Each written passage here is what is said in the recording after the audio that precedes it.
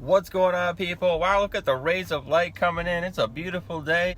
My name is Rick Barros and you're watching Fix It Rick. Today on this glorious day, I'm going to show you how to fix a problem that is just so annoying. The windshield is fogging up. If you've ever had your windshield fog up like this, there's one simple trick that you can do that will take care of this really annoying and dangerous problem. And it's simply turning your air conditioner on and turning it to a desired level that you want. But when you have the air conditioner turned on, it sucks all the moisture out of the air.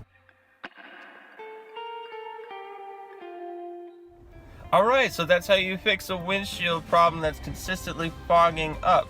Be sure to hit the like button, subscribe, and if you have anything around the house you want to fix, leave a comment below and I'll do my best to help you. So thanks for tuning in to Fix It Rick, and always remember that Jesus loves you and he can fix your biggest problem.